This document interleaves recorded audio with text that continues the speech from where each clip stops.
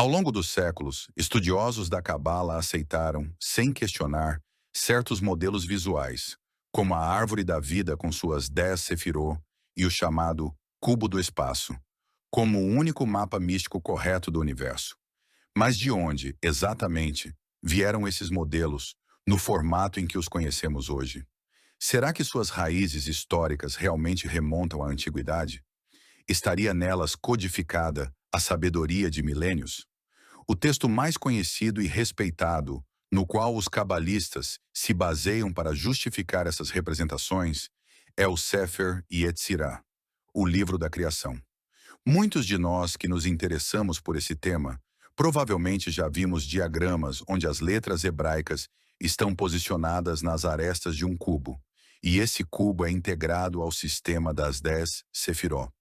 E mais, estudiosos modernos não se limitam apenas às letras ou símbolos astrológicos.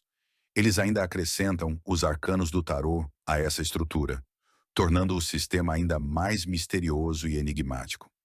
Essa abordagem está ligada ao texto do próprio Sefer Yetzirah, que realmente traz descrições semelhantes.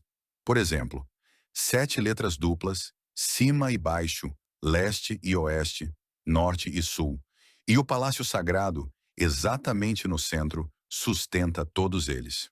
Ou ainda, 12 letras simples, sua base são 12 fronteiras diagonais que se expandem e se prolongam de eternidade a eternidade. E essas são os limites do universo. Descrições como essas inspiram os pesquisadores a criar formas geométricas tridimensionais e buscar maneiras de conectar essas estruturas à árvore da Sefirot. Mas será que o Sefer Yetzirah realmente fala de uma forma cúbica do espaço? Talvez esteja falando de outra coisa. E nós ainda não compreendemos plenamente as pistas deixadas pelos sábios antigos. Então, vamos tentar entender. O que o Sefer Yetzirah está realmente dizendo? E se ele de fato descreve a árvore da vida, como ela se pareceria se tomássemos esse texto como base e tentássemos reconstruí-la como arquitetos que começam a construção com base em cálculos e plantas? Comecemos pelo principal. O que exatamente o texto diz sobre as 10 Sefirot? A partir da Mishnah 1:9, as Sefirot são descritas da seguinte forma. A primeira Sefirá é o sopro do Deus vivo. Bendito e eternamente bendito é o seu nome. A vida dos mundos. Voz, sopro e palavra. Este é o sopro sagrado. A segunda é o sopro a partir do sopro. Nele ele gravou e esculpiu as 22 letras fundamentais. 3 mães, 7 duplas e 12 simples. E delas procede um único sopro. A terceira é a água a partir do sopro. Nela, ele gravou e esculpiu as 22 letras a partir do vazio e do caos. Tohu Vavohu, do lodo e da argila. A quarta é o fogo a partir da água.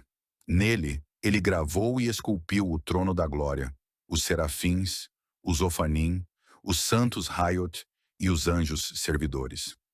Em seguida, na Mishnah, número 13, o texto separa claramente essas 4 sefirot superiores das 6 inferiores, dizendo: ele escolheu 3 letras das simples, Iod, Vav e Rei, e as estabeleceu em seu grande nome, selando com elas as 6 direções.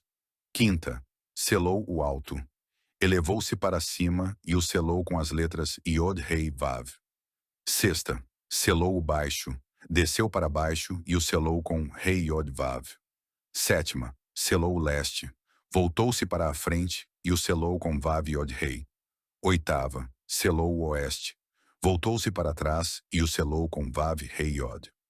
Nona, selou o sul. Virou-se para a direita e o selou com Iod, Vav, Rei. Décima, selou o norte. Virou-se para a esquerda e o selou com Rei, Vav, Iod. E por fim, na Mishnah, número 14, o texto resume as 10 Sefirot. Eis as 10 Sefirot do nada. O sopro do Deus vivo, o sopro do sopro, a água do sopro, o fogo da água, cima e baixo, leste e oeste, norte e sul. Como podemos ver, o texto apresenta um modelo espacial bastante claro. As 6 Sefirot inferiores são representadas como selos nas 6 direções do espaço. As 7 letras duplas se relacionam com cima, baixo, leste, oeste, norte e sul. E as 12 letras simples formam fronteiras diagonais que também ocupam um lugar dentro desse sistema. Mas como podemos determinar a localização exata da Sefirot se o texto não menciona nomes como Keter, Hokmah ou Binah? Desde já, é importante observar. A maioria dos estudiosos da Cabala concorda que as 3 primeiras Sefirot, descritas no texto, sopro do Deus vivo, sopro do sopro e água do sopro, correspondem a Keter, Hokmah e Binah. Depois o texto fala da 4ª Sefirá, fogo da água. Em seguida, ele separa as 4 Sefiró superiores das 6 inferiores.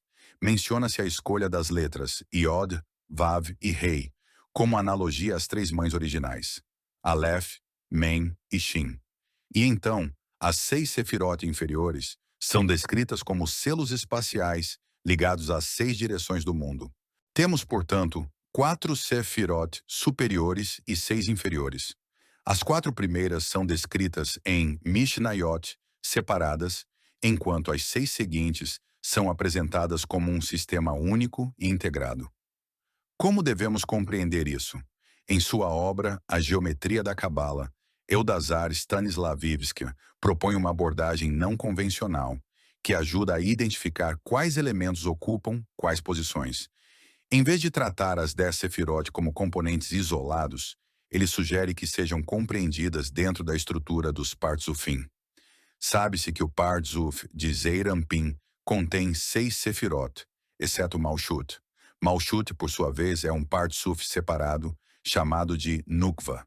Na tetragrama, Iod, Rei, Vav, Rei, o Partzuf Zeir Anpin corresponde à letra Vav, que simboliza as 6 direções do espaço: cima, baixo, leste, oeste, norte e sul. Dessa forma, podemos concluir que as 6 Sefirot inferiores no Sefer Yetzirah correspondem ao Partzuf de Zeir Anpin. O mesmo texto afirma que as 6 direções do espaço estão relacionadas às 7 letras duplas, 6 ligadas aos lados do espaço e uma ao centro. As 12 letras simples são chamadas, no Sefer Yetzirah, de fronteiras diagonais. Se colocarmos as 7 letras duplas sobre 3 eixos e conectarmos esses eixos com as 12 letras simples, obtemos um octaedro. Quais seriam, segundo o autor, as vantagens do octaedro em relação ao cubo? 1. Ao contrário do cubo, o octaedro pode ser facilmente integrado à estrutura da árvore da Sefiró. 2. Ao posicionar o octaedro dentro de um cubo, revela-se diante de nós a estrutura da Merkavá. O sistema octaédrico de posicionamento das letras pode ajudar a compreender a estrutura do cubo de Metatron. Se interpretarmos a duplicidade das letras nesta estrutura espacial como manifestações de 2 forças polares, então as letras com Dagesh poderiam simbolizar a força da restrição e as letras sem Dagesh, a força da expansão. Neste modelo, seria possível dispor 2 esferas em cada eixo, correspondendo a cada direção. Assim, surgem 13 esferas, como 13 forças ativas em nossa realidade. Se examinarmos o simbolismo da letra Vav, que representa os 6 extremos, e revelarmos sua grafia interna, Vav, Aleph, Vav, chegamos ao valor numérico 13. 6 mais 1 mais 6. Isso pode ser um indício de que uma das 7 letras duplas possui um status especial. Ela é dupla, não por se dividir em 2, mas porque recebe a energia das outras 6, equilibra essas forças e abre uma passagem para outra dimensão. Além disso, se conectarmos com linhas as 6 letras com Dagesh e separadamente as 6 sem Dagesh, formam-se 2 octaedros encaixados um no outro. Isso ilustra visualmente a ideia expressa na Mishnah 5.2. E elas se expandem e se prolongam de eternidade a eternidade. E estas são as fronteiras do universo. Essa estrutura aponta para a natureza fractal da existência. Para saber mais sobre esse tema, consulte o livro A Geometria da Cabala, de Eldazar Stanislavivsky. Link no primeiro comentário.